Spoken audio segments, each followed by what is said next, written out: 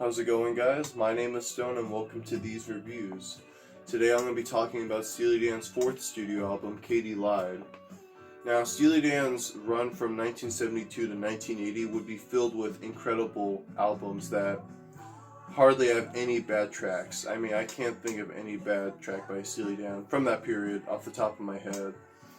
But in my opinion, this is probably the most overlooked album in their catalog, just because maybe there's not as many hit singles as there was on their debut, or doesn't have as much complex musicianship like on Asia or even Gaucho. But I'd say that from beginning to end, this album is very concise and is more straight to the point, much like its predecessor, Pretzel Logic.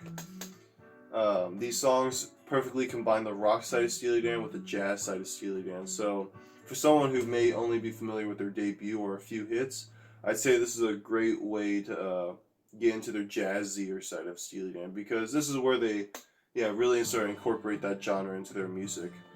And I think this is the first album too where they the original band broke up. So this is from this point on Fagen, Becker, and a bunch of session musicians. So the opening track, Black Friday, is a great opener. It's probably the most energetic song on here, but I just can't get enough of it. I love the drumming. The melody overall is fantastic. You'll be hearing me say that a lot. I love Fagen's vocals in the chorus, and the guitar playing is incredible, as always. Maybe the guitar playing on this album is not nearly as grand as some of their other stuff, but if I have to be honest, all these songs on this record are either really good or really great, so there's no complaints from me here. I guess if you just compare it to the other records, you might notice that. But, yeah, great opener. Definitely one of my favorites. I mean, a lot of these are my favorites, or at one point been my favorites, so kind of hard to decide.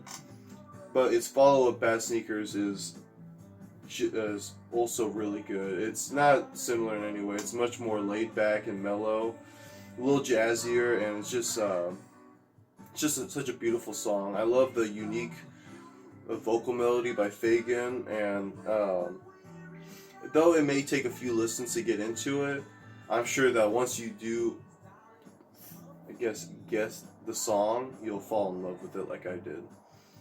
And it's just beautiful. I mean, much like its follow-up, which we're listening to now, Rose Darling, which this song is a little more, has more of a tempo, or picks up more of tempo, I suppose.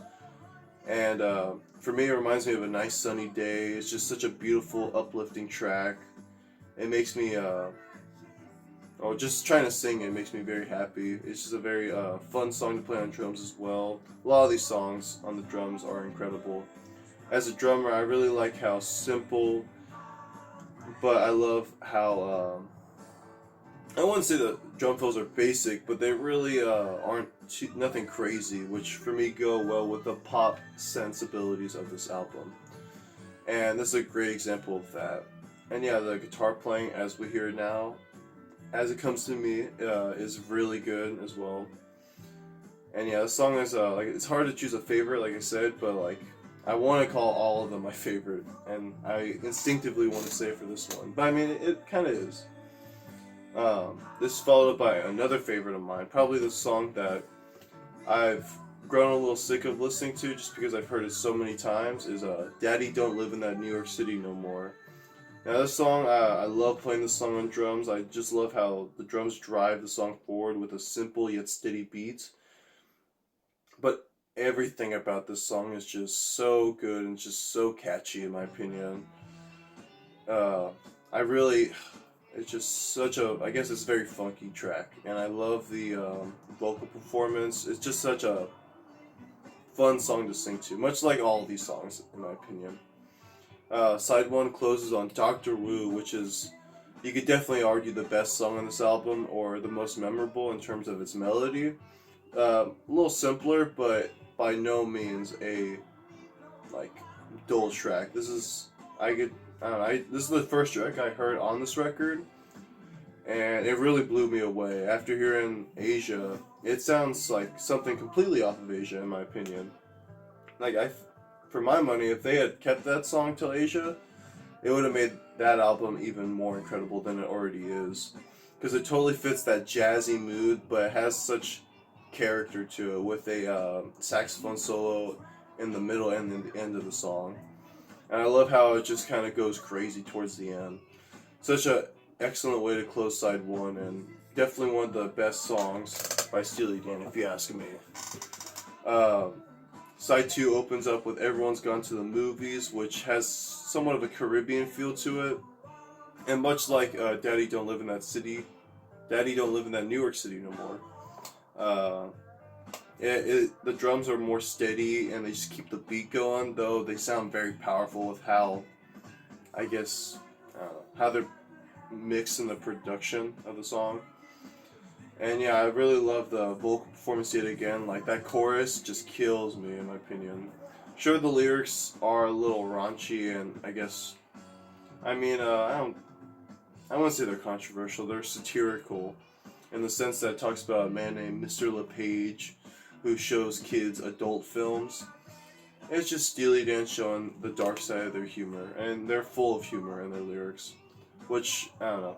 It makes it a little fun that it's just not straight up rock and roll or straight up jazz. They got a little humor going on, which is nice. Your Gold Teeth Part 2, though I really wish I could say this is my favorite version, or favorite of the two, I still have to keep with the first one, but I'll get into that another day, or another video. This song, however, is super magical, and honestly, it's hard to compare Part 2 to Part 1 because they don't sound similar whatsoever.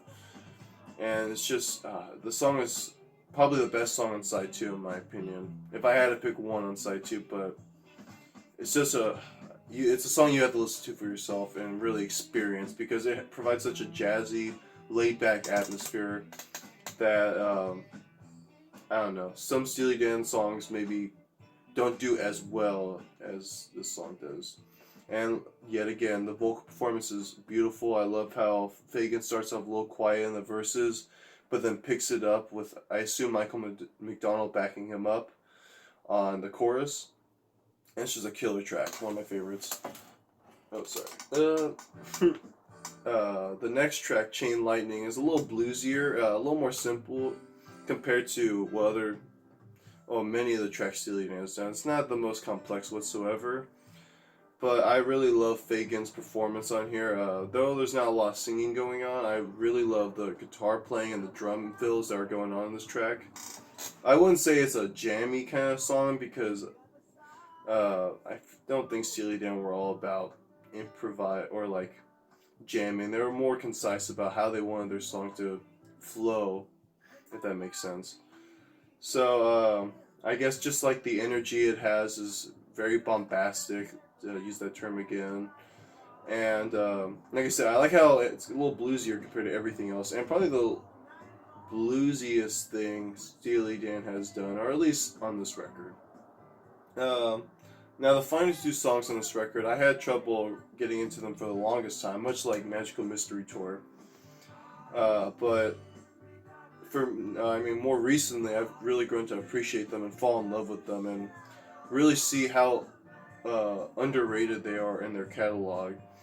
The first one being Any World That I'm Welcome To, having such a killer chorus. Like, I've been saying how amazing the choruses are on this album, but if I had to pick one that really blows me away, it's definitely that song.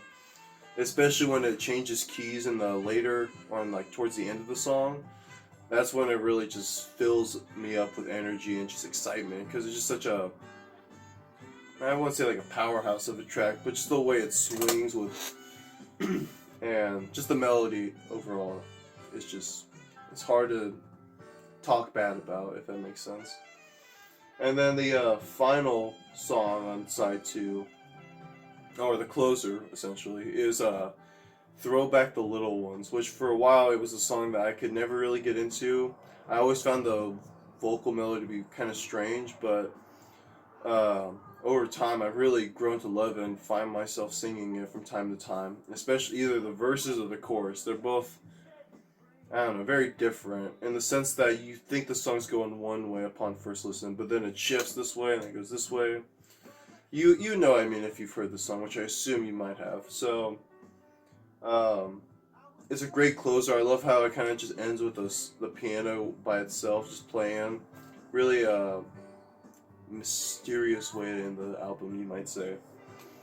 But yeah, overall, this record is just so damn good. I mean, it's really hard to say that it's really hard not to say that about any Steely Dan album because much like their debut in Asia, which have been my favorites at one point, Katy Lied is just so strong from front to back, and it's hard to ever get tired. Though I mean, I do take breaks from Steely Dan because I listen to them a lot. When I always come back to them, it's never disappointing. They always know how to put either making it, I wouldn't say emotional, but I guess like moving songs. So yeah, I'm a big fan of them. So I will say real quick as I have to end the video soon. Uh, the next video I'll be working on is a Jefferson Airplane review, though I don't know which one. I know a subscriber, Train Goebel, which he inspired, one of the few people that inspired me to make this channel, has been wanting me to do that. So if you're watching, I will get to that soon. Thank you for being patient. There's just a few albums I wanted to get out of the way. And as you might have tell, I'm a little sick at the moment, so sorry if it's been difficult trying to hear what I have to say, but I'd love to hear your favorite 3 songs on this record and get some discussion going on in the comments because I'm a big fan of this record and I feel like this record doesn't get enough praise. So yeah, I hope you guys enjoyed this video and I hope to see you in the next one.